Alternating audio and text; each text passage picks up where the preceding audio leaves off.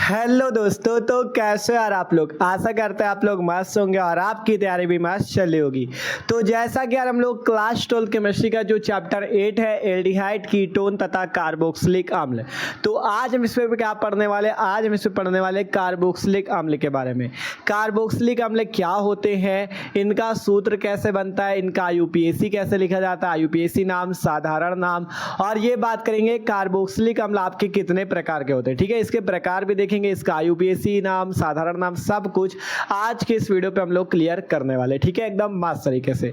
तो यार भाई सभी को वीडियो को आखिरी तक देखना, एकदम मस्त तरीके से कार्बोक्सिलिक एसिड, कार्बोक्सिलिक अम्ल के बारे में हम लोग देखेंगे। ठीक है, तो देख सकते हो आपकी हेडिंग लगी हुई है कार्बोक्सिलिक अम्ल क्या होते हैं। और बात करें अगर आप लोग एल्डिहाइड कीटोन तथा कार्बोक्सिलिक अम्ल चैप्टर के और भी वीडियो देखना चाहते हो तो डिस्क्रिप्शन पे केमिस्ट्री की प्लेलिस्ट है, उस पर आप जाके देख सकते हो। ठीक है, तो शुरू करते हैं। कार्बोक्सिलिक अम्ल क्या होता है आपका, इसका आईयूपीएसी नाम निकला, एकदम ट्रिक से सीखेंगे। ठीक है, तो सिंपल बात करते हैं। सबसे पहले देखो यहाँ पे एक एक पॉइंट को समझते चलना। कार्बोक्सिलिक अम्ल जिसे इंग्लिश पे बोलते हैं कार्बोक्सिलिक एसिड, होता क्या है। देखो RCOOH सूत्र के यौगिक कार्बोक्सिलिक अम्ल कहलाते हैं या कार्बोक्सिलिक अम्ल होते हैं। ठीक है, RCOOH सूत्र के यौगिक कार्बोक्सिलिक अम्ल होते हैं। ये जो COOH समूह होता है इसे ही कार्बोक्सिलिक समूह या कार्बोक्सिलिक ग्रुप बोलते हैं। ठीक है, इसमें जो RCOOH इसमें जो COOH समूह है अर्थात COOH समूह है, इसे बोलते हैं कार्बोक्सिलिक समूह या कार्बोक्सिलिक ग्रुप। अगर किसी भी यौगिक पे COOH लगा है तो आप ध्यान जाना ये एक प्रकार का कार्बोक्सिलिक अम्ल है। ठीक है, और ये बात करें ये R क्या है, R यहाँ पे क्या है, जहां R आपका एल्किल है, R को बोलते हैं एल्किल ग्रुप। जहां R आपका क्या है, एल्किल ग्रुप है।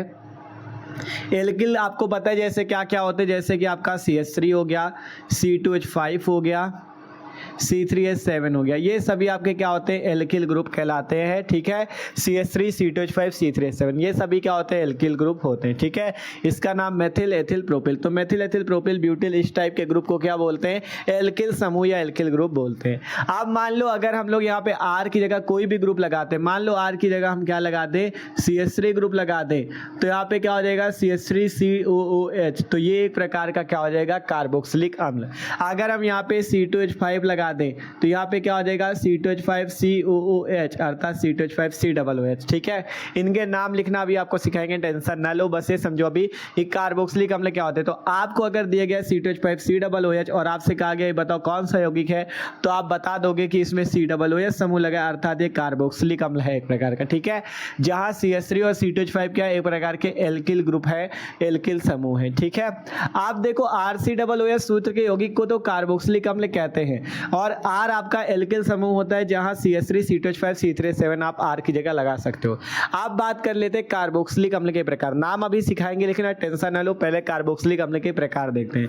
लिखते हैं कार्बोक्सिलिक अम्ल के प्रकार। ठीक है, कार्बोक्सिलिक अम्ल कितने प्रकार का होता है, इसका वर्गीकरण कैसा होता है। ठीक है, तो कार्बोक्सिलिक अम्ल के प्रकार, अम्ल के प्रकार। ठीक है, कार्बोक्सिलिक अम्ल के प्रकार को अब हम लोग देख लेते हैं ये कितने प्रकार का होता है। बात करें कार्बोक्सिलिक अम्ल आपका 3 प्रकार का होता है, कौन कौन सा। पहला टाइप होता है मोनो कार्बोक्सिलिक अम्ल, पहला कार्बोक्सिलिक अम्ल का प्रकार होता है मोनो कार्बोक्सिलिक अम्ल। ठीक है, मोनो कार्बोक्सिलिक अम्ल पहला प्रकार होता है, मोनो कार्बोक्सिलिक अम्ल। ठीक है, मोनो कार्बोक्सिलिक अम्ल। और दूसरा प्रकार होता है डाई कार्बोक्सिलिक अम्ल। ठीक है, ब्लू से लिख दे। दूसरा प्रकार कौन सा होता है, डाई कार्बोक्सिलिक अम्ल, डाई कार्बोक्सिलिक अम्ल, कार्बोक्सिलिक अम्ल। ये किस आधार पर होता है अभी आपको बताएंगे, डाई कार्बोक्सिलिक अम्ल। ठीक है, तो इसे थोड़ा नीचे लिखे तो एग्जाम्पल भी, उदाहरण भी लिखने की जगह रखे ना, तो देखो इसे ऐसे लिख देते हैं, यहाँ पे आपका डाई कार्बोक्सिलिक अम्ल, डाई कार्बोक्सिलिक। तीसरा होता है ट्राई कार्बोक्सिलिक अम्ल। ठीक है, तीसरा कौन सा होता है, ट्राई कार्बोक्सिलिक अम्ल। तो कार्बोक्सिलिक अम्ल आपके 3 प्रकार के होते हैं, पहला मोनो कार्बोक्सिलिक अम्ल, दूसरा डाई कार्बोक्सिलिक अम्ल, तीसरा ट्राई कार्बोक्सिलिक अम्ल। अब ये किस आधार पर होते हैं, तो ये COOH की संख्या के आधार पर होते हैं, अर्थात कार्बोक्सिलिक अम्ल के जो प्रकार होते हैं मोनो, डाई और ट्राई, ये आपका COOH की संख्या के आधार पर होते हैं। अगर एक COOH ग्रुप है किसी यौगिक पे, अगर एक COOH ग्रुप है तो मोनो कार्बोक्सिलिक अम्ल कहलाएगा। अगर किसी यौगिक पे 2 COOH ग्रुप है तो वो डाई कार्बोक्सिलिक अम्ल कहलाएगा, और अगर किसी पे 3 COOH ग्रुप है तो वो ट्राई कार्बोक्सिलिक अम्ल कहलाएगा। कैसे देखो, मोनोकार्बोक्सिलिक अम्ल के उदाहरण की बात करें तो एक उदाहरण मोनोकार्बोक्सिलिक अम्ल का यहाँ पे पहले लेते हैं, जैसे कि आपका CH3COOH, ये एक प्रकार का आपका क्या है, मोनोकार्बोक्सिलिक अम्ल है। जैसे कि इसमें क्या है, एक COOH ग्रुप है, तो अगर एक COOH ग्रुप हो तो आप जान जाओगे कि ये मोनोकार्बोक्सिलिक अम्ल है। डाई कार्बोक्सिलिक अम्ल पे क्या होगा, डाई कार्बोक्सिलिक अम्ल पे 2 आपके COOH ग्रुप होंगे, जैसे CH2COOH, CH2COOH। इस पे आपके क्या है, 2 COOH ग्रुप है, तो ये डाई कार्बोक्सिलिक अम्ल। और आपका जो ट्राई कार्बोक्सिलिक अम्ल होगा उसमें क्या होगा, उस COOH, यहाँ पे आपका C और यहाँ पे OH होता है और फिर COOH और यहाँ पे CH2COOH। एक ये उदाहरण है आपका सिट्रिक अम्ल का, ठीक है। सिट्रिक अम्ल जो होता है एक प्रकार का क्या होता है, एक प्रकार का ट्राई कार्बोक्सिलिक अम्ल होता है, इसका नाम है सिट्रिक अम्ल, सिट्रिक अम्ल, ठीक है। क्या नाम है, सिट्रिक अम्ल, सही से लिख देते, देखो क्या नाम है इसका, सिट्रिक अम्ल, सिट्रिक अम्ल, ठीक है भैया, इसका नाम है सिट्रिक अम्ल। और ये जो था CH3COOH, इसका नाम है एसिटिक अम्ल, एसिटिक अम्ल। और ये जो आपका है CH2COOH, CH2COOH, इसका क्या नाम है, इसका नाम है आपका सक्सिनिक अम्ल, सक्सिनिक अम्ल, ठीक है। क्या नाम है, सक्सिनिक अम्ल। तो ये आपके हैं तीनों आपके अम्ल जो कि 3 प्रकार के होते हैं कार्बोक्सिलिक अम्ल, ठीक है। ध्यान से देख सकते हो, हमने कहा क्या क्या बताया पहले समझो। कार्बोक्सिलिक एसिड कार्बोक्सिलिक अम्ल पे ये बताया कि RCOOH सूत्र के यौगिक कार्बोक्सिलिक अम्ल कहलाते हैं, जहां R एल्किल ग्रुप होता है, जैसे CH3 group, C2H5 group, C3H7 group. अब आपसे बताया कार्बोक्सिलिक अम्ल के प्रकार पे कि कार्बोक्सिलिक अम्ल 3 प्रकार के होते हैं, पहला मोनोकार्बोक्सिलिक अम्ल, दूसरा डाई कार्बोक्सिलिक अम्ल और तीसरा ट्राई कार्बोक्सिलिक अम्ल। 3 प्रकार के कार्बोक्सिलिक होते हैं। मोनोकार्बोक्सिलिक पे ये होता है कि जिस पे COOH की संख्या 1 हो उसे मोनोकार्बोक्सिलिक, जिस पे COOH ग्रुप की संख्या 2 डाई कार्बोक्सिलिक, जिस पे COOH ग्रुप की संख्या 3 हो ट्राई कार्बोक्सिलिक अम्ल कहलाते हैं। और नाम इसका देख सकते हो, उदाहरण हमने लिया था CH3COOH का, इसका नाम है एसिटिक अम्ल। दूसरा उदाहरण लिया CH2COOH, CH2COOH का, उसका नाम सक्सिनिक अम्ल। फिर लिया CH2COOH, COH का, और नीचे CH2COOH, इसका नाम है सिट्रिक अम्ल, ठीक है। मतलब इसमें 1 2 1 3 आपके COOH अर्थात ट्राई कार्बोक्सिलिक है, इस पे 2 COOH तो डाई कार्बोक्सिलिक है, और 1 COOH तो मोनोकार्बोक्सिलिक अम्ल है, ठीक है। तो ये बात है आपके कार्बोक्सिलिक अम्ल के प्रकार की। तो ये बात आप लोग समझोगे, एकदम सिंपल सी बात थी। RCOOH सूत्र के यौगिक कार्बोक्सिलिक होते हैं, R alkyl group, CH3 C2H5 C3H7 कोई भी लगा सकते हो, और तीनों प्रकार। अब आपको बताते हैं नाम तंत्र इसका। IUPAC आपका किसका लिखना है, मोनोकार्बोक्सिलिक अम्लों का, इसी का मेन होता है, इसी का इंपॉर्टेंट होता है, हम आपको इसी का लिखना सिखा रहे हैं। मोनोकार्बोक्सिलिक अम्लों का IUPAC नामकरण, यहाँ पे हेडिंग सब लोग लगा लो, मोनोकार्बोक्सिलिक अम्लों का IUPAC नामकरण, ठीक है, या मोनोकार्बोक्सिलिक अम्लों का नामकरण, ठीक है। दोनों नाम देखेंगे, साधारण और IUPAC। मोनोकार्बोक्सिलिक अम्लों का नामकरण, कार्बोक्सिलिक अम्लों का नामकरण, ठीक है। अब हम लोग इसका नाम लिखने वाले, एकदम ध्यान समझना, आप लोग एकदम आसानी से पूरा समझ जाओगे कैसे नाम लिखा जाता है, ठीक है। तो देखो, नाम लिखने के लिए आपको सबसे पहले एक चीज़ याद करना होगा, क्या, देखो ये चीज़ याद करना होगा, अगर 1 कार्बन मिलता है तो आपको मेथ का प्रयोग किया जाता है। ये शायद सभी लोगों को याद भी हो, जिनको नहीं याद वो याद कर लो। 2 कार्बन होता है तो एथ का यूज करते हैं, 3 कार्बन होता है तो प्रोप का यूज करते हैं, ठीक है। 4 कार्बन होता है तो ब्यूट हम लोग लगाते हैं, ये चीज़ सबको याद होना चाहिए। 5 होता है तो पेंट, इसी प्रकार से डेक तक, ठीक है। इस प्रकार से डेक तक आपको नाम याद रख लेने। अगर IUPAC लिखा जाता है, 1 कार्बन होता है तो मेथ यूज करते हैं, 2 कार्बन के लिए एथ, 3 के लिए प्रोप, 4 के लिए ब्यूट, 5 के लिए पेंट, 6 के लिए हेक्स, 7 के लिए हेप्ट, 8 के लिए ऑक्ट, 9 के लिए नॉन और 10 के लिए डेक। इतना यूज किया जाता है, ये आपको याद कर लेना है, ठीक है। आप जैसे नाम लिखना हम आपको बताते हैं। मान लो पहला उदाहरण है आपका CH3COOH, ठीक है। पहला उदाहरण ये है आपका कार्बोक्सिलिक अम्ल का जो पहला सदस्य होता है, ये जो आपका RCOOH सूत्र है, इसमें आपको R की जगह H लगाना है। पहला सदस्य होता है HCOOH, ठीक है। ये कार्बोक्सिलिक अम्ल का पहला सदस्य होता है HCOOH, ठीक है। इसमें R की जगह आपको एल्किल ना लगा के H लगाना है, ठीक है। दूसरा आपका होता है कौन सा, अब आपको एल्किल यूज करते चले जाना है, जैसे CH3 लगा दो तो CH3COOH, ये आपका क्या है, दूसरा आपका कार्बोक्सिलिक अम्ल है। अगर C2H5 CH5 लगा दो तो ये आपका तीसरा कार्बोक्सिलिक अम्ल है। अगर C3H7 लगा दो तो आपका ये चौथा कार्बोक्सिलिक अम्ल है। इसी टाइप से आगे बनते चले जाएंगे, ठीक है। तो ये आपके कुछ कार्बोक्सिलिक अम्ल है, ठीक है, जिसपे COOH ग्रुप वो कार्बोक्सिलिक अम्ल। पहले सदस्य पे बस R की जगह H रहता है, HCOOH, ठीक है। आप देखो ये आपके कुछ कार्बोक्सिलिक ग्रुप है। ये जो एल्किल के नाम है वो भी इसी तरह जैसे CH3 C2H5 C3H7 इसी से नाम लिखा जाता है। देखो एक कार्बन तो नाम इसका है क्या, मेथिल। मेथ लगता है एक कार्बन के लिए तो इसका CH3 का नाम मेथिल। दो कार्बन C2H5 पे है तो दो कार्बन के लिए एथ लगता है इसलिए इसका नाम एथिल। C3H7 तीन कार्बन तो इसका नाम प्रोपिल। इस टाइप से नाम याद किया जाता है, ठीक है। तो ये चीज बहुत महत्वपूर्ण, इसको तैयार कर लो। आप देखो HCOOH। आप सबसे पहले हम बात करेंगे साधारण नाम की। सबसे पहले बात करेंगे साधारण नाम, फिर बात करेंगे IUPAC नाम, ठीक है। सबसे पहले बात करेंगे साधारण नाम, फिर बात करेंगे IUPAC नाम। देखो पहला सदस्य जो HCOOH, इसका साधारण नाम आपको याद कर लेना है। इसको लिखने की ट्रिक नहीं है, इसको याद ही करना पड़ेगा। इसका नाम होता है फॉर्मिक अम्ल। क्या नाम होता है, फॉर्मिक अम्ल, ठीक है। पहला सदस्य होता है, साधारण नाम आपको याद करना पड़ेगा। IUPAC आप ट्रिक से लिख सकते हो, ठीक है। HCOOH का साधारण नाम होता है फॉर्मिक अम्ल। इसी टाइप से CH3COOH का साधारण नाम होता है एसिटिक अम्ल। क्या नाम होता है, एसिटिक अम्ल। यही दोनों साधारण नाम पे यही दोनों इंपॉर्टेंट है। पहला HCOOH का फॉर्मिक अम्ल, दूसरा एसिटिक अम्ल। ये दो इंपॉर्टेंट है साधारण नाम, और सबके आपको IUPAC जानना जरूरी है, ठीक है। साधारण नाम पे केवल दो याद रखो, HCOOH का फॉर्मिक अम्ल, CH3COOH का एसिटिक अम्ल, ठीक है। ये दो याद रखो। जैसे उस पे बताया था ना, उस पे HCHO का फॉर्मेल्डिहाइड, CH3CHO का एसिटल्डिहाइड। एल्डिहाइड पे हमने बताया था इसका नाम फॉर्मेल्डिहाइड, फॉर्मेल्डिहाइड साधारण नाम, और इसका नाम एसिटल्डिहाइड IUPAC, सॉरी साधारण नाम, ठीक है। ये आपके क्या है, एल्डिहाइड के साधारण नाम थे। हमने कहा था दो के याद कर लो, HCHO का फॉर्मेल्डिहाइड, इसका एस्टल्डिहाइड। वैसे ही जैसे HCHO लगा एल्डिहाइड ग्रुप, CHO का मतलब एल्डिहाइड ग्रुप तो फॉर्मेल्डिहाइड, वैसे ही HCOOH का मतलब कार्बोक्सिलिक ग्रुप अर्थात फार्मिक अम्ल। CH3COOH एसिटिक अम्ल, एसिटल्डिहाइड फॉर्मेल्डिहाइड, फार्मिक अम्ल एसिटिक अम्ल, ठीक है। तो इससे आप लोग तुलना भी कर सकते हो। तो आपके साधारण नाम केवल दो ही इंपॉर्टेंट है, इसका और इसका, ठीक है। फिर IUPAC आपका साधारण केवल यही दो जान लो, मेन जो है। आप बात करते हैं हम लोग IUPAC की, कि IUPAC कैसे लिखते हैं। IUPAC आपका मेन इंपॉर्टेंट है तो उसको जानो, ठीक है। IUPAC नाम लिखने के लिए आपको करना क्या है, IUPAC नाम लिखने के लिए सबसे पहले कार्बन गिनना है। जैसे HCOOH है, अगर HCOOH पे आपने देखा कितने कार्बन, एक कार्बन। एक कार्बन के लिए यहाँ लिखा हुआ है मेथ लगता है, तो आपको सबसे पहले मेथ लिखना है। ध्यान से समझो, IUPAC लिखना आपको सीखना है, ठीक है। HCOOH है, एक कार्बन के लिए मेथ लिखना है, और मेथ पे क्या कर देना है, एल्केन लगा देना अर्थात मेथेन कर देना है।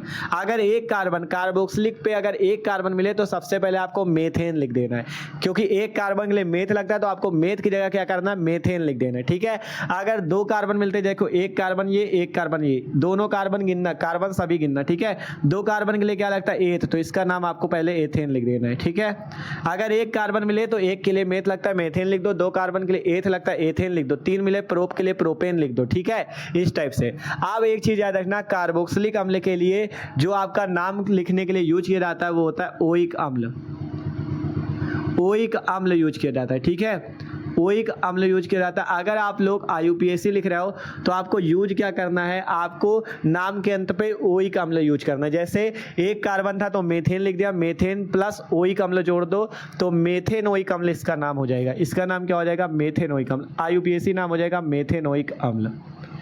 इसी टाइप से दो कार्बन के लिए एथेन लिखा तो इस पे जोड़ दो एथेनोइक अम्ल, ठीक है। नाम लिखना एकदम आसान है, बस थोड़ा सा समझो, ठीक है। सबसे पहली बात यह आई, कार्बन गिन लो। अगर HCOOH है, एक कार्बन के लिए मेथ लगता है, ये लिखा हुआ है एक कार्बन के लिए मेथ लगता है, तो मेथ की जगह कर दो मेथेन। और अगर कार्बोक्सिलिक अम्ल है, कार्बोक्सिलिक कैसे पहचानोगे, उस पर COOH लगा होगा। अगर COOH लगा है तो आपको उसके लिए यूज क्या करना है, नाम के अंत पे ओइक अम्ल का, नाम के अंत में यूज करना ओइक अम्ल। जैसे एक कार्बन के लिए मेथेन लिखा, मेथेन प्लस ओइक अम्ल मिला के मेथेनोइक अम्ल, ठीक है। यहाँ पे दो कार्बन थे, एक एक मिला दो कार्बन तो एथेन हो गया, दो कार्बन के लिए एथेन हो गया, एथेन और COOH लगा तो ओइक अम्ल लगेगा, कार्बोक्सिलिक समूह है तो एथेनोइक अम्ल इसका नाम हो जाएगा। तो इस टाइप से नाम लिखा जाता है।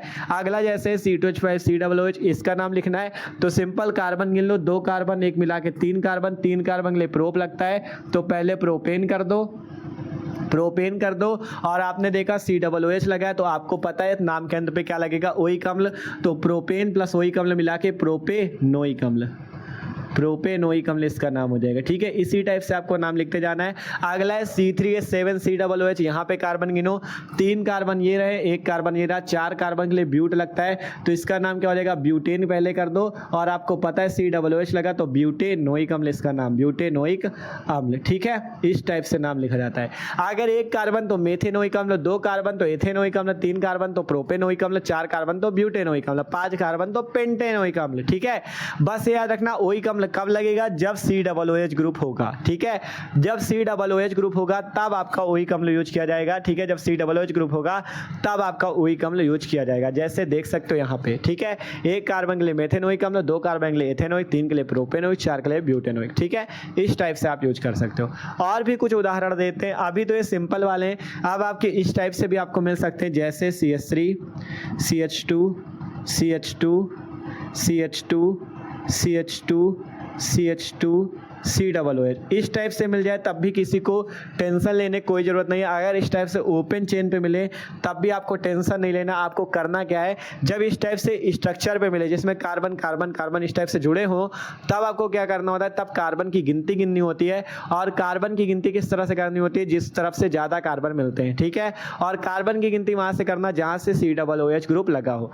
तो अगर हम लोग यहाँ से गिनती करेंगे तो COOH ग्रुप यहाँ लगा है, हमें गिनती हमेशा COOH ग्रुप से करनी है, हमें यहाँ से गिनती करनी 1 2 3 4 5 6 7, कितने कार्बन मिले, 7 कार्बन, 7 कार्बन मिले। ठीक है, कितने कार्बन मिले, 7 कार्बन। 7 कार्बन के लिए क्या लगता है, यहाँ पे लिखा हुआ है हेप्ट लगता है, तो यहाँ पे क्या नाम हो जाएगा, हेप्टेन पहले लिख दो, हेप्टेन लिख दो, फिर ओइक अम्ल लगा दो तो हेप्टेनोइक अम्ल। ठीक है, इस टाइप से इसका लिख सकते हो।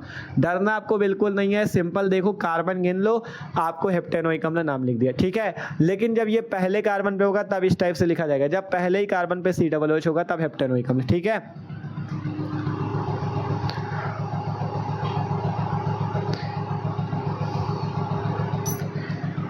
ठीक है, तब आपका इस तरह से नाम लिखा जाएगा। अब मान लो एक एग्जांपल हम आपको ये वाला दे दे, मान लो हम आपसे कहें CH3 CH, यहाँ पे CH3 COOH, अब आपको इसका नाम लिखना है। ठीक है, अब आपको इसका नाम लिखना है। देखो तो इसका नाम कैसे लिख सकते हो ये भी समझना।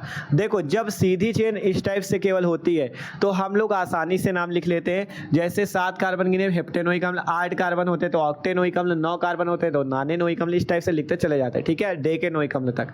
लेकिन जब इस तरह से मिल जाते हैं आपको, इस तरह से मान लो इस तरह का कोई स्ट्रक्चर आ गया, तो इसमें आपको करना क्या होता है, इस तरह के स्ट्रक्चर पे आपको यही करना होता है, आपको सबसे पहले कार्बन की एक सीधी श्रृंखला ढूंढनी, मतलब एक के बाद एक के बाद एक कार्बन मिले और जिधर से ज्यादा मिले वो गिनती आपको माननी है। ठीक है, जैसे कि देखो, जैसे आपको गिनती हमेशा COOH ग्रुप से ही शुरू करनी है। अगर हम इधर से गिनते तो 1 2 1 3 कार्बन मिलते हैं, लेकिन यही अगर हम चाहे तो हम ऐसे भी गिन सकते, 1 2 1 3, ऐसे भी आप गिन सकते हो, बस एक के बाद एक कार्बन आना चाहिए। देखो जैसे हम इधर से गिनते 1 2 3 कार्बन, अब ये नहीं करना आपको कि 1 2 3 जोड़ा तो आप 3 के बाद चौथा इसको गिन लो, ये करोगे तो गलत हो जाएगा। क्यों? क्योंकि आपको जब इस तरह से मिले तो आपको करना क्या है, कार्बन की एक सीधी श्रृंखला ढूंढनी है, चाहे इस तरह से हो या इस तरह से हो या इस तरह से, किसी तरह से हो, मतलब एक के बाद एक के बाद एक कार्बन आना चाहिए। जैसे देखो इस कार्बन के बाद ये कार्बन आया, इस कार्बन के बाद ये कार्बन आया, अगर इस कार्बन के बाद कोई कार्बन आता तो हम गिन लेते, लेकिन ये कार्बन जो है इस कार्बन के बाद नहीं आ रहा, ये तो इसके बाद था, इसलिए आपने गिना 1 2 3, लेकिन ये वाला तो आएगा नहीं तो इसको हम लोग नहीं गिनेंगे। और इसी तरह से अगर आप ऐसे गिनते 1 2 3 तो ये वाला भी नहीं गिना जाता, क्योंकि अगर इससे ये जुड़ा होता तो हम लोग इसको गिन लेते, 1 2 3 ऐसे गिना, अगर ये कार्बन इससे जुड़ा होता तो हम लोग गिन लेते, लेकिन ये अलग दूसरे कार्बन से जुड़ा है तो हम इसे नहीं गिनेंगे। ठीक है, मतलब कहने का ये है कि कार्बन की एक सीधी श्रृंखला ढूंढनी। जैसे और उदाहरण ले लो, जैसे कि मान लो आपके पास हो CH3 CH2 CH CH3 COOH, इस बार इस तरह से हो तब नाम कैसे लिखोगे, तब भी आपको यही करना है। देखो अगर हम लोग कार्बन यहीं से गिनती है शुरू होगी 1 2 3, अगर ऐसे गिनते हैं, अगर ऐसे गिनते हैं तो 1 2 3 हो जाएगा। अगर आप 3 जब हो गया तो इसके बाद ये वाले कार्बन नहीं गिनने, क्यों? क्योंकि अगर इसी कार्बन से जुड़े होते ये कार्बन तो हम लोग गिनते, लेकिन इस कार्बन से नहीं जुड़े इसलिए नहीं गिनेंगे। और दूसरा रूल ये है कि आपको ये देखना है कि कार्बन की लंबी श्रृंखला भी ढूंढना, जैसे इधर से गिन रहे हो तो 1 2 1 3 ही कार्बन मिल रहे हैं, लेकिन अगर आप आप ऐसे ना गिन के 1 2 3 4 कार्बन मिल जाते हैं, मतलब सीधा गिनते हो तो 4 मिलते, इधर से गिन रहे थे 1 2 3 ही मिल रहे थे, जिधर से ज़्यादा मिले उधर से ही गिनती की जाती। ठीक है, हमें इधर से 1 2 3 4 मिल रहे थे, इधर से 1 2 3 मिल रहा था, तो हम गिनती हमेशा जिधर से ज़्यादा मिलेंगे उधर से करेंगे। ठीक है, तो ये चीज़ भी याद रखना। और जैसे आपको ये दूसरा चीज़ क्या बताया कि एक के बाद एक के बाद एक कार्बन है, उसी पे गिनती करना। ठीक है, ऐसे नहीं कर देना कि 1 2 3 4 कर दिया, ऐसे नहीं।